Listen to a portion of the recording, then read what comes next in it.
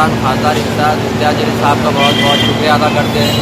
उन्होंने दमड़ी महल से लेकर चंपा चौक का काम जो शुरू किया, आरिफ हुसैनी साहब, नादिर सिद्दीकी साहब और हम सब पार्टी के वर्कर्स की और सभी के नेताओं की मेहनत से इस काम को शुरू किया गया। स्मार्ट सिटी का जो काम है, 100 फीट की रोड का काम स्टार्ट हो रहा है। हम खासदार साहब शुक्रिया अदा करते हैं चंपा चौक वासियों की तरफ से। जज़ाकल्लाह।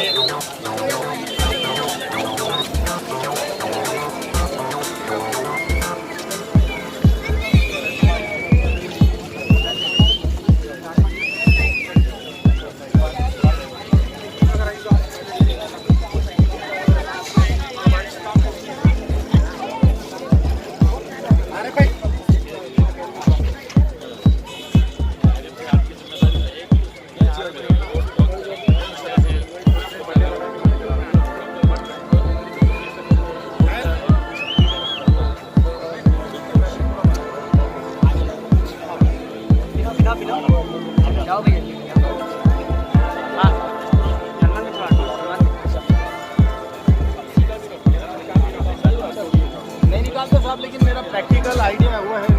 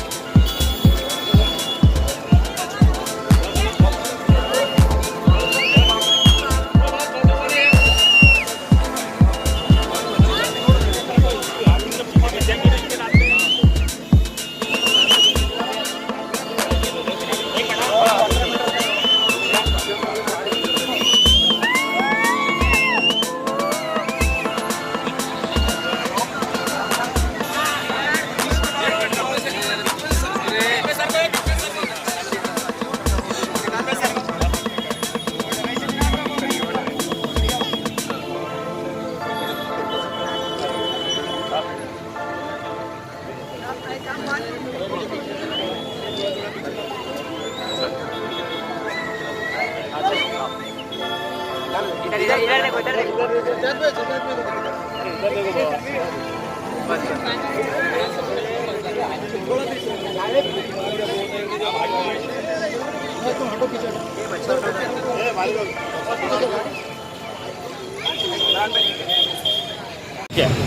सबसे पहले तो मैं औरंगाबाद के लोगों को मुबारकबाद देता हूं और उन इलाके के लोगों को मुबारकबाद देता हूं पिछले कई सालों से जिन्होंने ये काम नहीं देखे थे। लेकिन जब से मजलिस इत्तेहादुल मुस्लिमीन यहाँ पर चुनकर आई है, लगातार अपनी कोशिशें कर रही है। आपने देखा होगा दमड़ी महल के बाजू का रास्ता, आपने देखा होगा कटकट गेट के बाजू का रास्ता, आपने देखा होगा बारापुल्ला के गेट, आपने देखा होगा 400 बेड का हॉस्पिटल, आपने देखा होगा कई ऐसी सड़कें जो इम्तियाज़ अली साहब ने अपनी निधि से बनवाए, कई ऐसी सड़कें जहां पर उन्होंने गवर्नमेंट से नुमाइंदगी करके करोड़ों रुपए गवर्नमेंट से लेकर आए। तो ये उसी का एक हिस्सा है और ये हिस्सा आप देखेंगे कि यहाँ पर कितना खराब माहौल था। और मैं उन लोगों से अपील करूँगा आज जो गढ़ देखकर हर वक्त मजलिस को निशाना बनाते थे, आज अगर आप में थोड़ी इंसानियत होंगी तो आज ये जो डेवलपमेंट के काम हो रहे हैं उन अपोजिशन वालों ने आज मजलिस इत्तेहादुल मुस्लिमीन की तारीफ करना चाहिए, क्योंकि आज शहर बदल रहा है। आज आपने देखा होगा कि ये रोड कटकट गेट का रोड हो, बुड्डी लैंड का रोड हो, इसके बाद में कई ऐसे इलाके जहाँ पे बनने जा रहे हैं रोड, तो 60 से 70 करोड़ रुपये अल्हम्दुलिल्लाह जो है तो मुस्लिम इलाकों के अंदर, दलित इलाकों के अंदर मजलिस इत्तेहादुल मुस्लिमीन खासतौर पर खासदार इम्तियाज़ जलील साहब और हमारे कॉर्पोरेटर्स की नुमाइंदगी की वजह से आए हैं। और मैं समझता हूँ इसके बाद भी हमारा जो सिलसिला है ये डेवलपमेंट का, ये रुकने वाला नहीं है, क्योंकि मजलिस इत्तेहादुल मुस्लिमीन असदुद्दीन अवैसी साहब जब भी शहर में आते हैं तो ये पूछते हैं कि यहाँ के शहर के लोगों के लिए आप क्या काम कर रहे हैं। तो ये सारा हिसाब किताब हमको उन्हें देना पड़ता है। तो मैं समझता हूँ कि इसके बाद भी ये डेवलपमेंट के काम जारी रहेंगे इंशाल्लाह। नासिर भाई, जनता में ये भी चर्चा है कि इस काम की शुरुआत शिवसेना के एमएलए प्रदीप जायसवाल ने की और इसका क्रेडिट एमआईएम ले रही है। देखिए, एमआईएम ने कभी भी क्रेडिट की जंग नहीं लड़ी और न कभी ये सोचा कि क्रेडिट किसको जाना चाहिए। इस आप लोग गवाह है कि अगर हो सकता हो जिस दिन रोड शुरू हो रहा होगा तो उस दिन आके खड़े होंगे, लेकिन जब से रोड नहीं बना था उस दिन से ग्राउंड के ऊपर कौन लड़ रहा था ये आप चैनल वाले हैं, आपके पास सारा रिकॉर्ड है। तो हम कभी भी क्रेडिट लेने की जंग नहीं लड़ते। हम तो चाहते हैं कि पब्लिक का फायदा हो, पब्लिक को सहूलत मिले। और जो रोड बनने जा रहा है ये 100 फीट की विड्थ है और आरिफ हुसैनी साहब ने अभी खासदार इम्तियाज़ जलील साहब से यही कहा कि ये 100 फीट का रोड 100 फीट का ही बनना चाहिए, क्योंकि जो विड्थ है अगर उस हिसाब से रोड बनेगा तो यहाँ पर मार्केट बनेगा, यहाँ पर कारोबार के लिए लोगों को मौके फराहम होंगे। तो हम आपके माध्यम से, क्योंकि कमिश्नर साहब नए हैं और यहाँ पर निकम साहब जो है वो इनकम साहब के नाम से जो जाने जाते हैं, तो मैं समझता हूँ कि इन तक बात पहुँची जाए कि जो रोड की विड्थ है, ओरिजिनल विड्थ है, ये उसी के ऊपर बनना चाहिए ताकि ये एरिया डेवलप हो, यहाँ पर मार्केट बने और लोगों को रोजगार मौके। ओके सर, आज चंपा चौक रोड का उद्घाटन हुआ। पहले ये बताइए रोड कहाँ से कहाँ तक जा रहा है? ये रोड देखिए, सबसे पहली बात खासदार इम्तियाज़ जलील साहब का तहे दिल से लोग शुक्रिया अदा करते हैं कि उनकी मरहूम मिन्नत की वजह से और खासदार इम्तियाज़ जलील साहब के नेतृत्व के अंदर जो आंदोलन किए गए उस आंदोलन की वजह से ये रोड का काम आज होने जा रहा है। ये दमड़ी महल से लेकर तो चंपा चौक से लेकर तो जिनसी चौराया और जिनसी चौराहे से लेकर तो रेंगटीपुर तक ये रोड ऐसा है। और दूसरा रोड वैसे ही दमड़ी महल से लेकर तो कटकट गेट तक, ये ऐसे 2 रोड इसके अंदर मंजूर है। सर, रोशन गेट पे एक नवी राजनीति देखने गए, शिवसेना के माजी खासदार चंद्रकांत खैरे जी ने उद्घाटन किए गए, जबकि वो आपके इसमें फंड में जा रहा था। हमने कई बार आपसे इंटरव्यू लिया, उसका क्या राज है जबकि उन्होंने भावड़ा मार के खैरे साहब ने? देखिए, अगर कोई हताशा का शिकार हो जाता, इससे पहले अपने शहर के दिलीप कुमार भी देखेंगे महापौर की कुर्सी पर बैठ जाते थे जाके, तो क्या वो महापौर बन जाते थे क्या? तो उनकी बातों में क्या जवाब देना, आप समझ सकते हैं। मैंने इनकी मिसाल दे दिया हूँ। सर, मैं एक बार अपने दवा रहा हूँ आपसे, कन्नड़ के माजी आमदार, उन्होंने कहा साहब से रिक्वेस्ट इसी को 2 करोड़ साहब जल्दी में थे, शायद जवाब वो शॉर्ट में किए। इसके बाद थोड़ा खुल के बोलेंगे आप टेक्निकल प्रॉब्लम क्या है? देखिए, हम इसके अंदर बहुत साफ बात करते हैं कि औरंगाबाद के पानी का जो लोगों को पानी नहीं मिल रहा और लोग जो पानी को तरस रहे, डैम में पानी होने के बाद पानी नहीं मिल रहा, कौन इसका जिम्मेदार है? इसका जिम्मेदार तो साफ शिवसेना और बीजेपी है। 30 साल तक जो है सत्ता में बैठे कारपोरेशन के अंदर, लोगों को पानी का नियोजन नहीं किए और भारतवर्ष के अंदर सबसे महंगा पानी, साफ तौर पर मैं कह रहा हूँ, सबसे महंगा पानी अगर किसी ने खरीदा है तो औरंगाबाद के लोगों ने खरीदा है।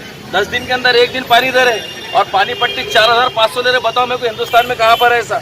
हिंदुस्तान में कहीं भी इतना महंगा पानी नहीं है। तो इसकी जिम्मेदार शिवसेना और बीजेपी है। उसी तरह समंतर जलवाहिनी योजना की जो स्कीम आई थी उसके अंदर बहुत बड़ा भ्रष्टाचार था। आमदार साहब ने असेंबली में इसकी बात को उठाया और उसके अंदर हमारे कारपोरेटर्स नासिर सिद्दीकी साहब ने सबने उठाया। और जब शासन को लगा कि वाकई भ्रष्टाचार है जब हाईकोर्ट को लगा वाकई भ्रष्टाचार है तो समिति को उठा के फेंका और अब ये काम जीवन प्राधिकरण की तरफ से हो रहा है। 1600 करोड़ से ज़्यादा की उम्मीद उसके ऊपर जो तो लागत लग रही है और किसी को उपोषण करने की जरूरत नहीं है। जितने आंदोलन जितने उपोषण करना था करके ही ये जो योजना तैयार हुई है, उनको किसी से पैसे मांगने की जरूरत नहीं है, फालतू में किसी के चबूतरों बैठने की जरूरत नहीं है।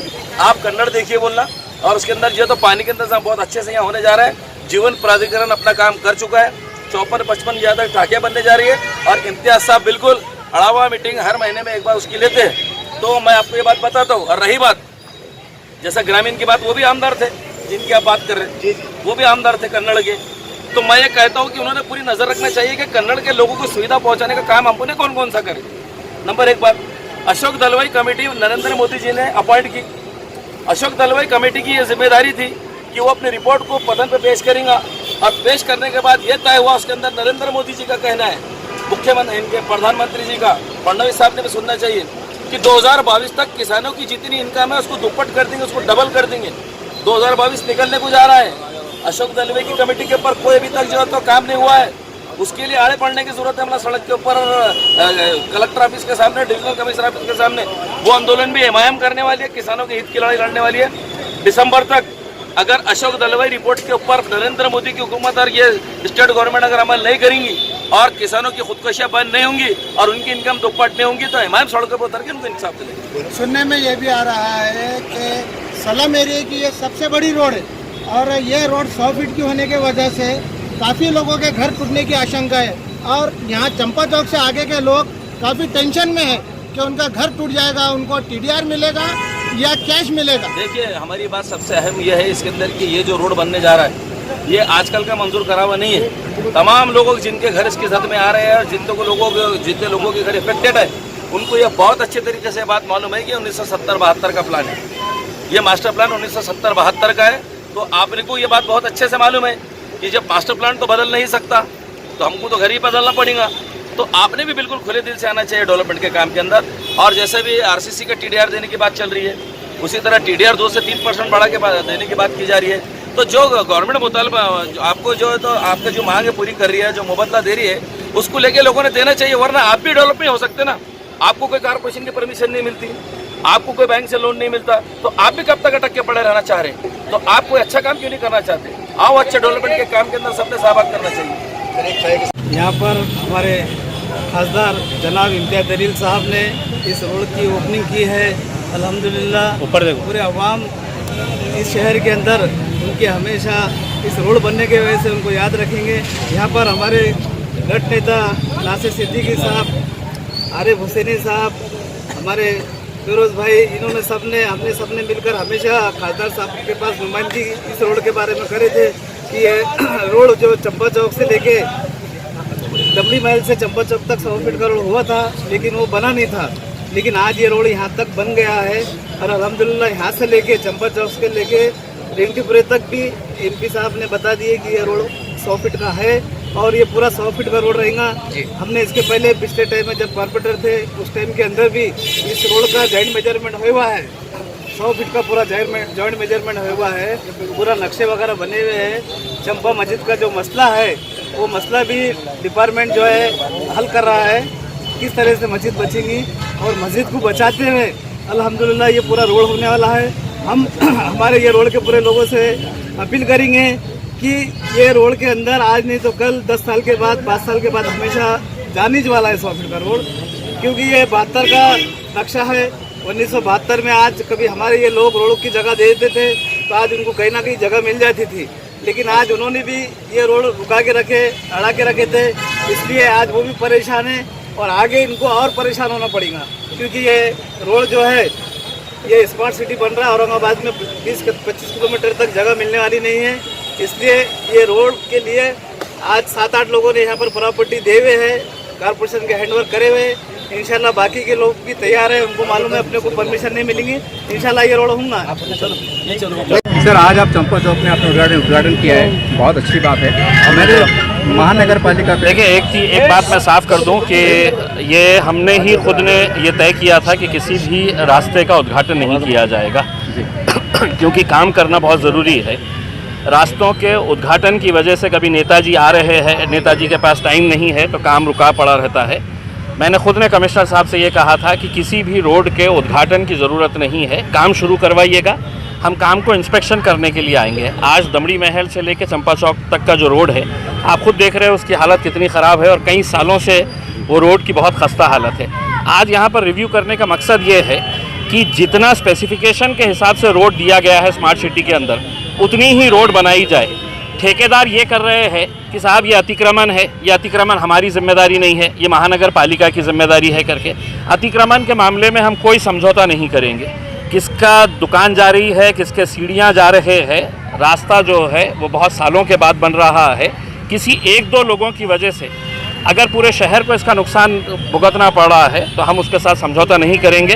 हम महानगर पालिका को साफ तरीके से ये बता दिए है कि जहाँ पर भी रोड का काम शुरू हो रहा है, जितना स्पेसिफिकेशन है, अगर 50 फीट का है तो 50 फीट का रहेगा उसमें, अगर 70 फीट का है तो 70 फीट का, 100 फीट का है तो 100 फीट का रहेगा, उसमें कोई तड़जोड़ नहीं की जाएगी। सर, कन्नड़ के माजी अंदर हर्षवर्धन यादव ने पानी के लिए आपके फंड से 2 करोड़ की मांग की, आपसे रिक्वेस्ट की, क्या जवाब देंगे इनको आप? मोदी जी अगर दे दे तो 20 करोड़ दे दूंगा उनको।